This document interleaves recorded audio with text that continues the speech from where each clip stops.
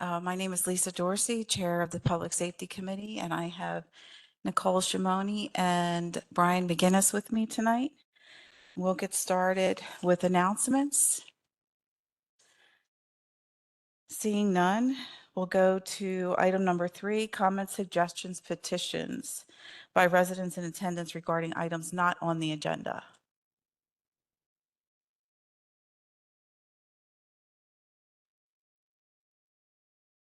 Good evening, Ms. Dorsey and committee. Tonight, I would like to recognize Dave March. He is our first snow pirate of the year. We haven't had snow in the past 3 or 4 years, and we really didn't know how to notify our residents. So we were all scrambling. The mayor put out a proclamation that we had snow emergency, and we were scrambling. No one knew what to do. But Dave Ramsey, Bill Mann, Don Edwards pulled together our systems, and I give a snow pirate hat to Mr. March. Jack Sparrow is our new snow pirate for the borough. Thank you, Mr. Point. Whoa, you got to put the hat on. You got to put it on.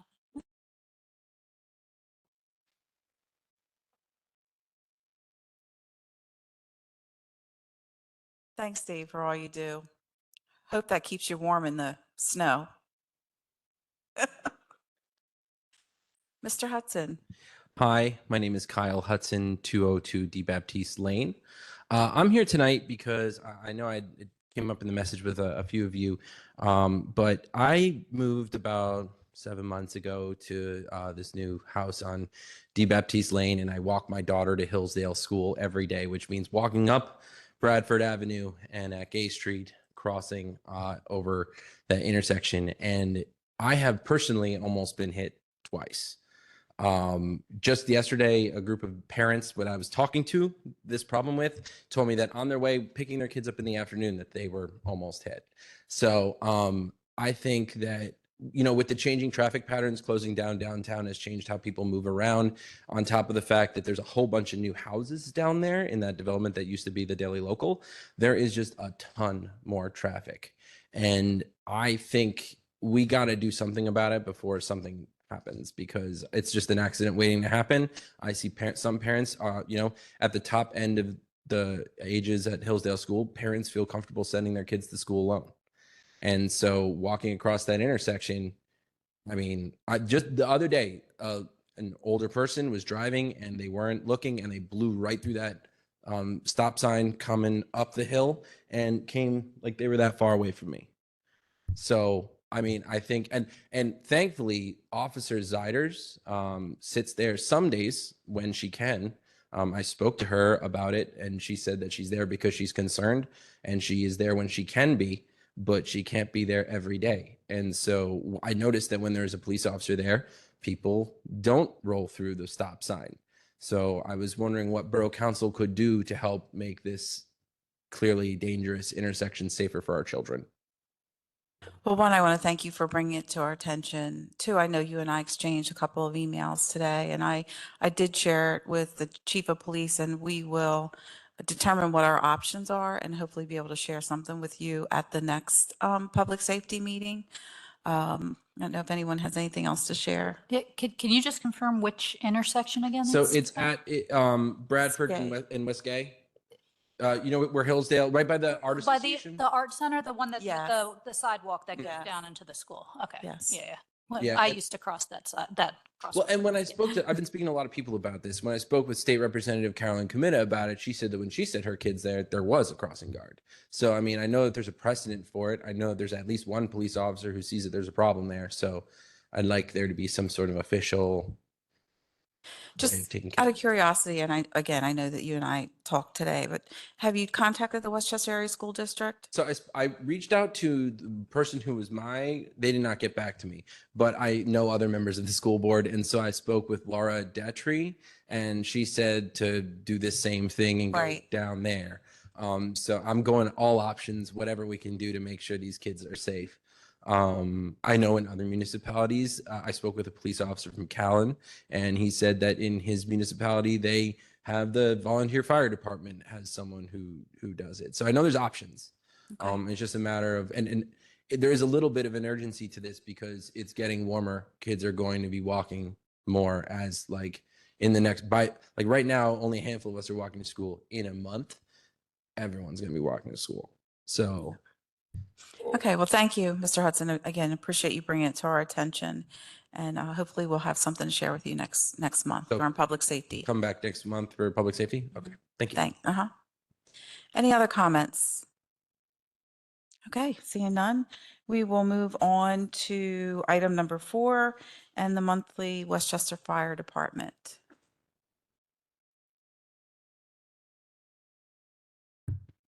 Good evening, Mark Scanlon, Fire Chief. I'm going to try to speak a little slower this year. It's a New Year's resolution, right? You know, That's correct. Into January, the department responded to 137 incidents, with 66 being in Westchester Borough. This brings 2025 incidents to 137. Notable incidents for January. January 4th, there was a building fire on East Market Street. January 7th, there was a house fire on Jacqueline Drive in Westtown. January 17th, there was a vehicle fire on Wilmington Pike in Westtown. January 20th, there was a vehicle fire on Sunset Hollow Road in West Goshen. And January 29th, there was a house fire on Rock Creek Road in West Goshen. There was an estimated $220,000 in property loss for January compared to an estimated pre-incident value of $2.8 million. This can be attributed to the quick response that the department has had with the live-in members and the dedicated volunteers. So when we talk about the pre-incident value, that's the value of the house before a fire occurs. So it's just a estimated value that we get from the fire marshals. In January, the members of the department spent 1,060.3 hours in training and 1,100 hours in participating in additional activities such as physical fitness and staff in each station. The department saw an increase in fire alarm dispatches in January, with 45.26% of our responses being fire alarms, compared to just over 41% in December. After extensive research and meetings, the department has implemented mandatory physicals for all new members and all current members who are interior firefighters. I'm going to speak with John Klauser to see if this will reduce the insurance premium that is paid for the department. The department has also formed a committee which is looking into adding vehicle cameras to all the department's apparatus. This was talked about several years ago, but was tabled. We began seriously talking about this soon after the latter accident. We've received several quotes to get them in the trucks, and we're just working on implementing an SOP of how they will be viewed. Sorry, getting what into the trucks? So we're talking about adding vehicle cameras, just like the police vehicle cars have the cameras. cameras. We're going to do the same thing for the department apparatus. Any questions? I have none. Nicole? Ryan? All right. Thank you, Chief Scanlon. Oh, Mr. Metric. Chief Scanlon, if you could change one thing about property owner residents' behavior that contributes to fire, what would top your list? A lot of the fire alarms that we see are caused from cooking. So a lot of times, down, especially in the Southeast area, it's, they're just out on their own for the first time. They're just learning how to cook, or they're not paying attention when they're cooking. And that's why we're seeing a lot of the fire alarms down in that area. And not just in that area, everywhere that we respond to, we see a lot due to cooking.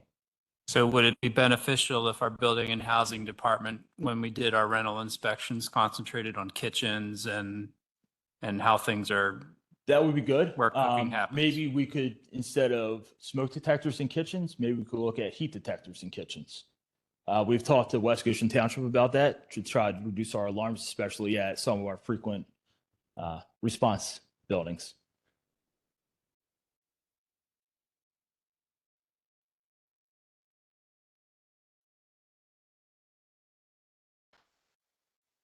Okay, next we have the police department. Chief Lee. Hello, I'm Josh Lee. I'm the police chief for this month's report. Come on, Bill, go back to Odin. Odin attended some special training. He's learning to write. He's not quite there yet, but in all seriousness, brief update. He's been in service now for about 6 months.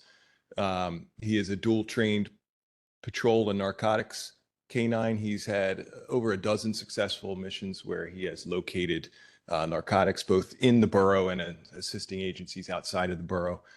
So 2 thumbs up so far. Earlier in the finance committee meeting, you guys recommended approval of a PO for Iron Rose Canine. That's for the second canine, to acquire that canine and to train that canine. That's going to happen it's going to start in March of this year. We'd expect that canine to be in service around June 1st, and that canine will be dual trained in patrol and explosives detection. So exciting for Westchester. That's why we put that picture there. Despite how cute he looks, he is a working dog, but everything's going really well there. Thanks, Bill. As far as crimes reported this month, most everything is on a decline, including burglary and more serious crimes, as well as alcohol-related crimes. No outliers there, nothing crazy. As far as noise complaints for January, a slow month, but that's expected. What is weird is that the Northwest was the busiest of the 4 quadrants for noise, which is weird, and the Southeast was not the busiest. You can see that breakdown there. As far as how the noise complaints were resolved, 9 of the 15 were unfounded, 6 of the 15 were founded complaints. And as far as the founded complaints go, 2 of those were loud residences that were given warnings, and the other 4 were snow removal and other technical violations, but no citations were issued. That's it as far as the regular monthly report. Yes, ma'am. So what was driving, because that stuck out to me, of course, because I'm, from the Southeast. So to see that we weren't winning this month with the complaints, I was proud to see. What was driving the Northwest? It was me. You had a rough month. You were just, you were a little bit grumpy. The area of New and Lafayette, the intersection of those streets tends to be pretty rowdy. There were some complaints for construction outside of regular construction hours, as well as a couple typical noise complaints, but nothing crazy. And small, we're talking small numbers, 6 incidents in the Northwest versus 5 in the Hey, Southeast. I'll take the wins where I can get A win's a win. Give you a little update on recent cases. I spoke Before you go on, I had one question I'm on the sorry. report. Sorry. The report shows a decline in January as opposed to the previous 3 months. Is that normal for January? It is. It is. Yeah, Is that it's- because, As far as our nuisance stuff, especially because Yeah. we have about 8 or It's- 10,000 less young Right. residents in town. okay, thank you. Case updates for January, we had, I spoke to you a couple times over the last several months about the burglaries that we were investigating, between 30 and 40. We've cleared all those cases with 1 arrest. He will end up being charged with more than involvement in more than 30 burglaries. He was arrested 3 weeks ago. He is out on bail now. Court action is pending. He had a preliminary hearing scheduled last week for which he did not show up. At the time, he had claimed he checked himself into rehab. We are working very diligently with the district attorney's office to make sure that court process goes as smoothly for the prosecution as possible, for the Commonwealth as possible. And to put it into context, more than 700 hours of police work was put into this by several different officers in our department, but more than 700 hours. It's the biggest case that we've been working on in the last year, and it's significant. That's the subject there. His name is Lawrence Doss. He had addresses in Brookhaven and Philadelphia. But that's him there. Next slide, Bill. And we talked also about vandalism. Last month, I think that was the hot topic, or maybe the month before that, I forget which. I told you I'd come back with more information. I didn't think it would be this quick. That tag there, the SLIM on the right, as well as the art, or the graffiti, I should say, on the left, that was inside the old Rice's Temple here on East Gay Street. It's now a private facility, but that was inside of there. That came in as a burglary that they had discovered, and we discovered those tags. And that was in, I believe, early October of last year. Officer Lopez Torres began working on that case, recognized several other tags, that you yourselves have probably seen also, and was able to put a lot of work into that, a lot of investigation. Next slide there, Bill. Found video of this subject here actually in the process of tagging that same or similar tag to what we saw before. And then was able to find video of that same person there, not tagging, but walking away from one of the scenes, and recognized that person from an interaction he had separate from vandalism, a non-criminal interaction he had with that individual, and was able to then identify that suspect, charge him with the 1 burglary and several counts of criminal mischief for the graffiti. And that too, court action is pending on that. And Officer Lopez himself dedicated more than 50 hours of work into that case, as well as probably another 25 or 30 hours of other police officers helping with that. So for just a minor infraction, technically, these graffitis are not the end of the world. Certainly not violent crimes. Serious enough though that they get our attention. A very big drain on the department. We put a lot of energy into investigating and clearing these crimes, and I'm happy to say that we have in those two at least. Can you go back to the picture of the graffiti real quick? I told Bill to slow down. He keeps going way too quick. No, I was just, I was remembering the little face, and I was looking at the guy's t-shirt, and I was like, oh, is he drawing the face on his t-shirt? Not. And that's it. Any other questions? Yeah, first of all, great work with the burglar and getting the graffiti artist here. Regarding the Super Bowl and the incidents that happened there, have all those people been arrested, and were they Westchester students, and was Westchester University notified? We arrested 3 people on the Super Bowl Sunday, or in I hesitate to use the word celebrations, but in the aftermath of the Super Bowl. 1 person will end up being charged with damage that was done to equipment that is on top of the light posts, traffic signal posts out there. There's in addition to the traffic signals, there's computers and other hardware that's on there that it is rather expensive. 1 person will be charged with that. 2 people were charged with public drunkenness. We did not make an arrest for the damage to similar but separate damage done to a traffic signal box. We have not made an arrest on that. I don't know that we'll end up being able to, and I can't tell you now whether or not they are students, but I will next month. And for the person that was arrested for damaging the camera and that equipment, would they be responsible for repaying the borough for those damages? Yes. Yeah. That ideally, that's always Good. Whenever we charge somebody with those types of crimes, restitution, if they're convicted, restitution is something we required. Good, thank you. Yes. You guys did a good job Sunday night. I also participated in the revelry on Gay Street. It was quite a sight to be seen and a good time.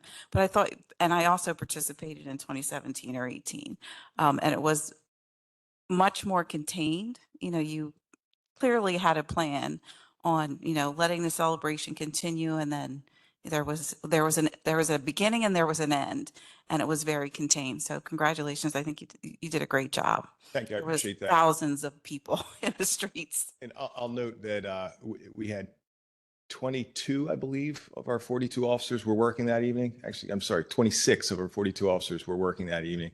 A well-planned event. Lieutenant Gorman deserves the credit for that. I'll take it though, but he's the one that deserves it, as well as the other 23 officers or 24 officers that were working.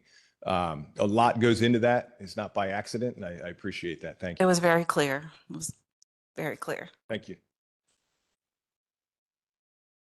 Chief?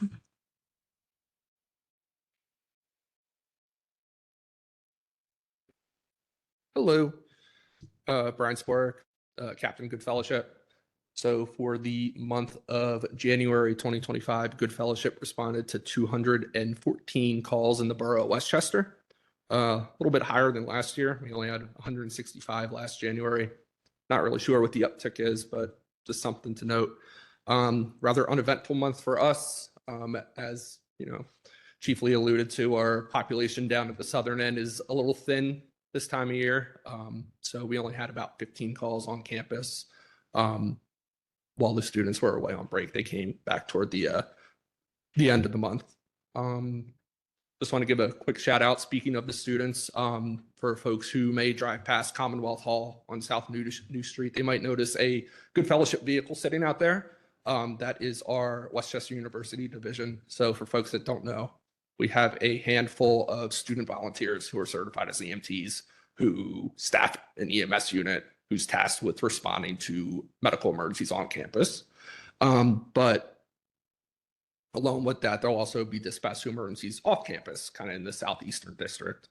So they've been putting that unit up a lot. Most weekend nights, that unit's staffed, and during the day, during the week when they're between classes. So it's a small group of people down there that are putting that up. So I think they deserve a special shout out. That it's student volunteers who are doing a service, not just to the Westchester campus community, but the borough of Westchester as well.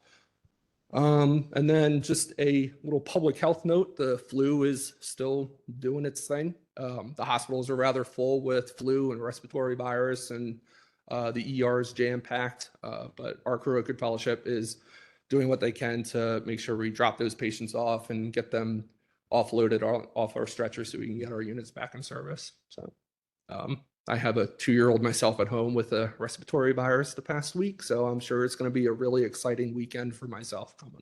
So that's all. No questions. Thank you, Captain Spore. Thank you. Okay. Sorry. No problem. I just curious, out of your, and if you don't know the answer, that's fine. Out of your call load, how many of them are accident related as opposed to chronic health conditions, someone suffering from a virus? We don't break down that data. Okay, that's fine. much. I was just curious. Yeah, like we do have it listed out. So we had, I'll tell you. Yeah, respiratory difficulty was dispatched 18 times. So that can be anything. So, yep. No, not that specific.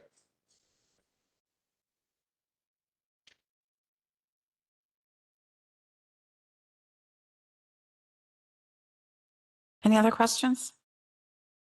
Okay, we are going to move on to item number 5 and old business, approving the January 2025 meeting minutes for public safety. Any questions? Okay.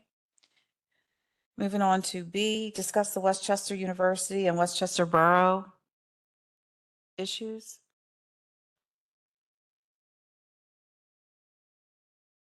I don't have anything to report. We did meet on the 28th of January. We continue to discuss those issues, and maybe we should discuss with the committee how you would want us to report our work out.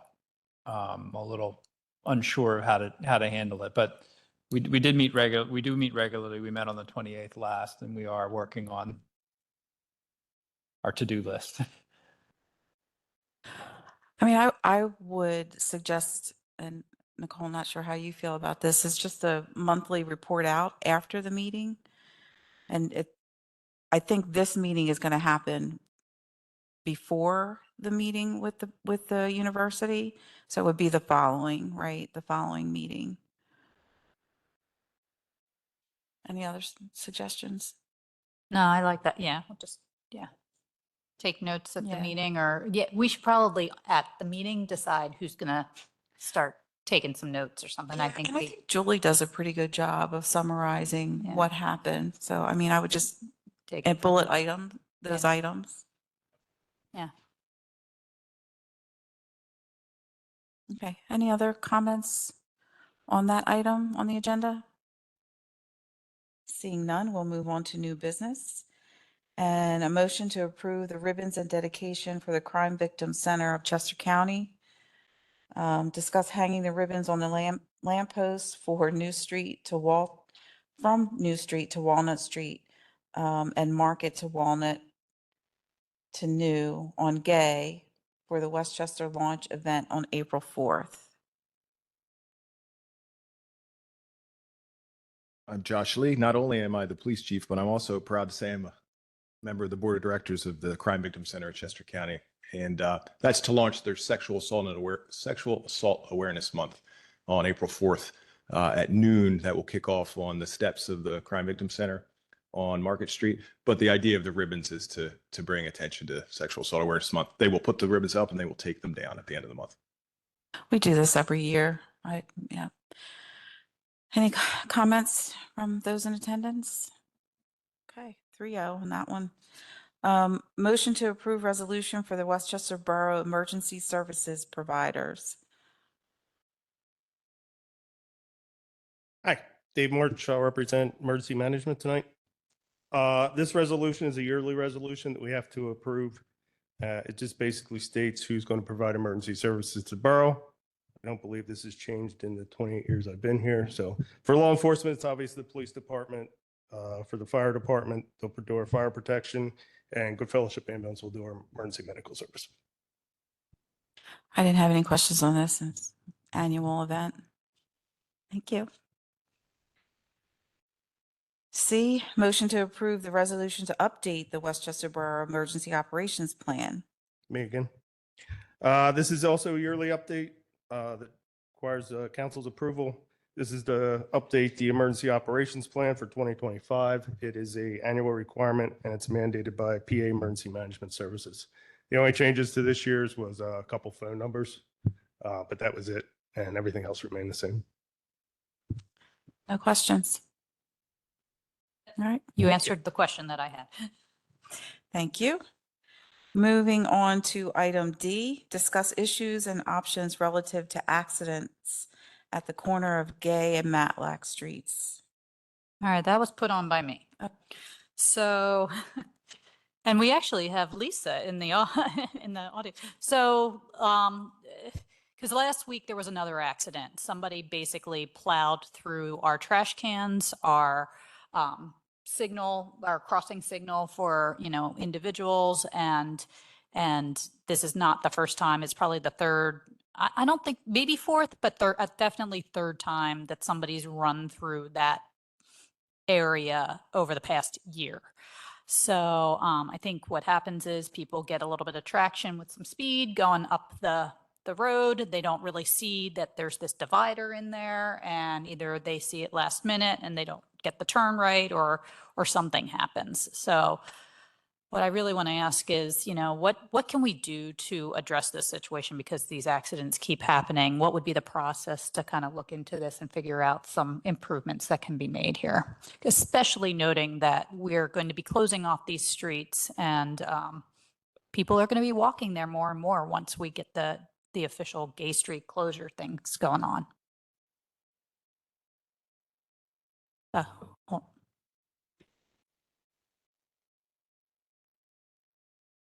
Public Works, Bernie Flynn, Public Works Committee.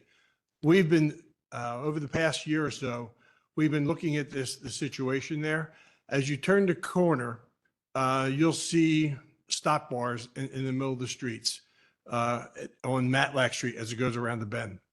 What happens is that's extremely slippery, and we're going to have to remove those slippery crosswalk markings in order to put down non-slip things on the lines on the ground. Also, the silver box that keeps getting knocked over, we were trying to move that box across a little bit to get it out of the direct hit. It was an extra $35,000 to move the box. The insurance company would not pay for it. So they would only pay for us to put it back in the exact same spot again. And I know it doesn't make any sense because we've done it now 3 times. And we'll do it a 4th time and a 5th time and a 6th time until we decide that we're going to move it over onto Gay Street in front of Country Bagel and protect the box. So there's quite a few things going on there. As you mentioned, they don't realize they're turning.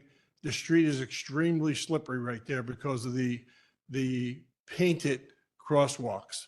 And Mr. Edwards is looking into putting down thermoplastic with non-slip on it. That will only last about 4 years. and then we're going to have to take it back up and put it back down again.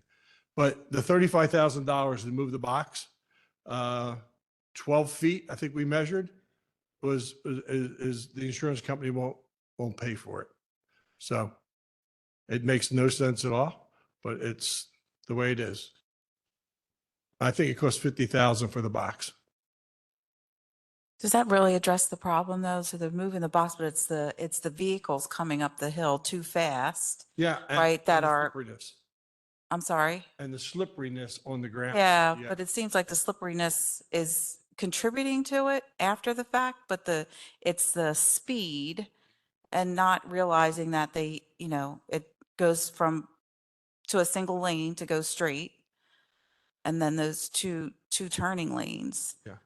That's part of it. Yeah. Yeah, I mean, I wasn't sure, like rumble strips or like, do we like? We would- how do- almost need to put down, which is nowhere in the borough, a type of pavement there that it's as you call it, a rumble strip, but it's more of like when you start to go off the side of the road, the chief will know what they're called, and your car starts to vibrate. We almost need that kind of thing there as you're coming up in front of Chestnut Square, and as you're starting to do the turn, it'll make you more alert of what's going on. But that curb right there is very slippery. So what I visualize is like when you're going into a easy pass, a toll, there's those rumble strips. That's a state road, if I recall correctly, right? So I wonder if that's something that we can address with PennDOT.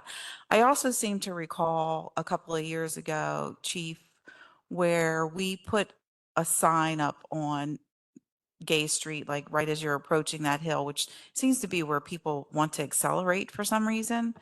That just, I don't recall if it said, you're doing 50 in a 25 or, it's some kind of speed warning to get folks to slow down. And I wonder if we saw results from that.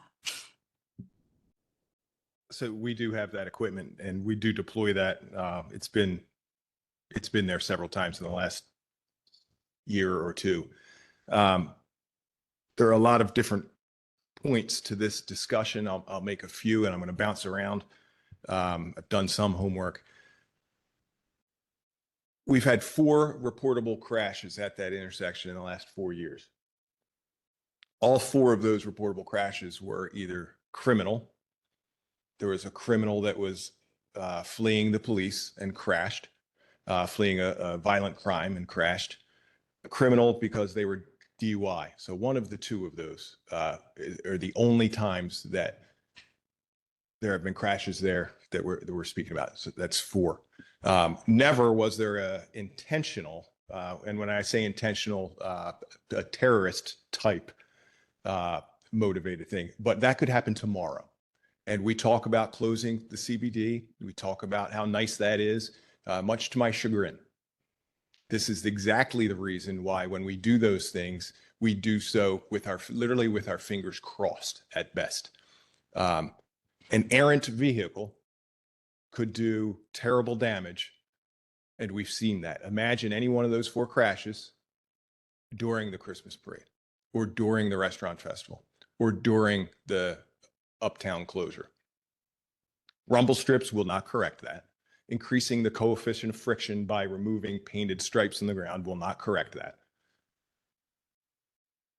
I don't know what the answer to that is, but when we talk about minimizing risk, the best way to do that is to keep people out of the middle of the street.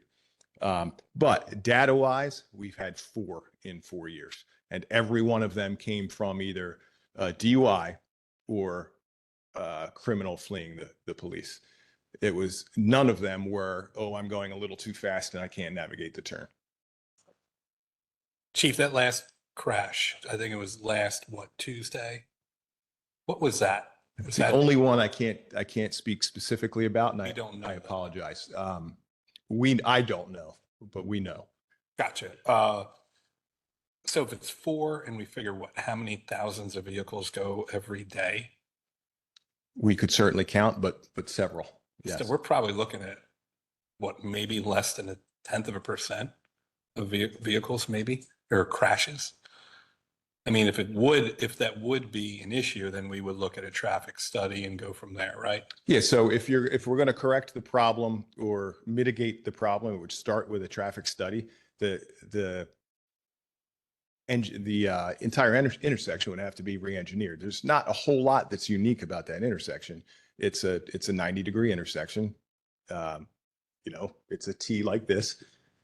Cars do go faster on Gay Street than they do on the first block of North Matlack Street because they have a 10-mile runway to come through. Again, whether intentional or not, that runway exists, and I don't know that there's anything we can do about that runway. But there are experts that could certainly look at it. You're not talking to him, but we could certainly hire one. I think it's helpful to know that, it's not errant drivers or drivers that are not paying attention, that there's a cause and effect here that we can identify. Can't prevent it, but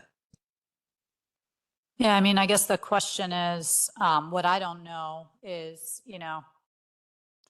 I don't remember if it was one criminal and then 4 DUI or 3 DUI criminals. Was it just the There one were guy two that was people- fleeing? 2 different incidents of people evading the police and 2 that were DUI. Okay.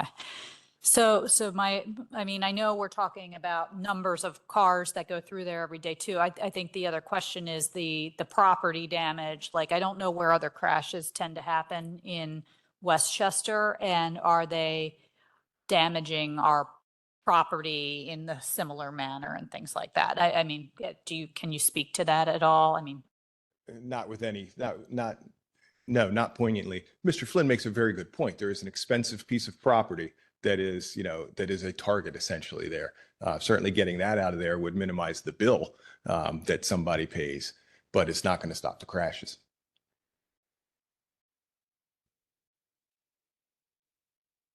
Thank you. thank you. So- any other comments, questions? Thought I saw. Ms. Kearns? Lisa Kearns, 312 West Middle Street. Since Nicole mentioned me, I wasn't the driver who did that. I just happened to be 1 block up walking home when it happened. And just, if you could go back to that picture or the drawing. I think Nicole's concern and mine was coming up.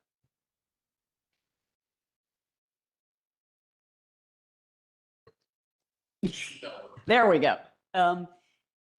You'll see when it was a young man driving a big car, and he just drove straight up there, and then he went quite far up the sidewalk, kind of right in by Country Bagel there, and then kind of backed it up a little bit, but he was hung up on all the junk he hit.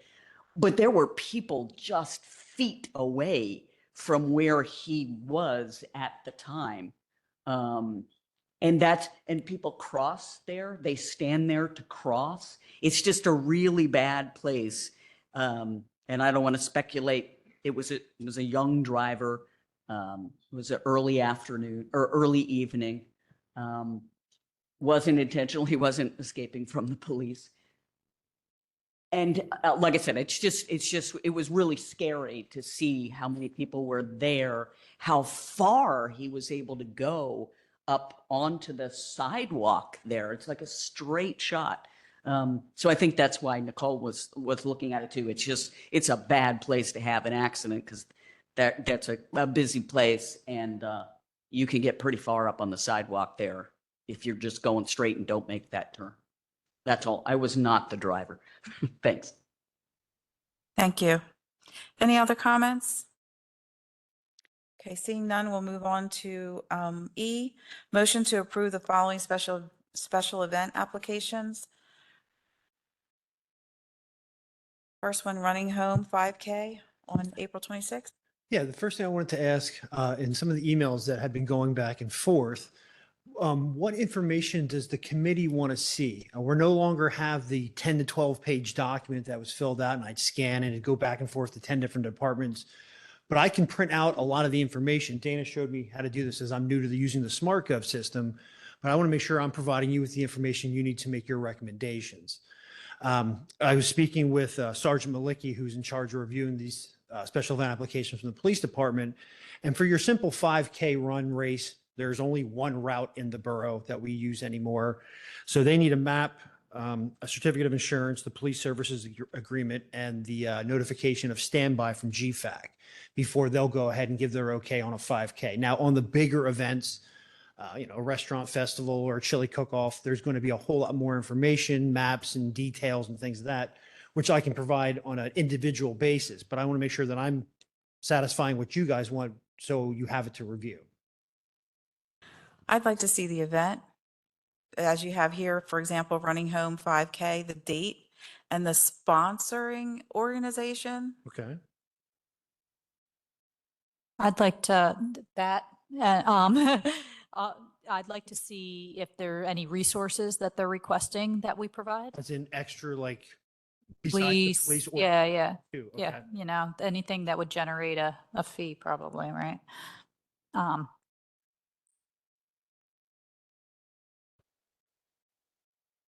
And I guess, the application date is nice to have too, because it looks like this one's been out there for a while, like, Well, like I said, the new system through SmartGov is up and running. There are some glitches that are still being worked out, especially from an internal perspective of checks and balances.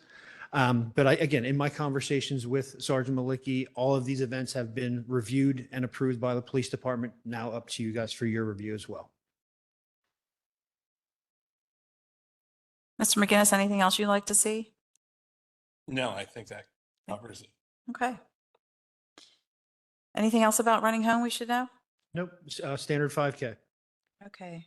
The Bornolift Special Camp, is this a 5K run too? 5K as well, yes. The first three items on the list are virtually identical, just different in name. Different dates, different sponsors.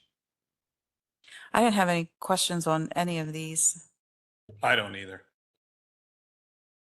So approved. There we Yes. go. Thank you.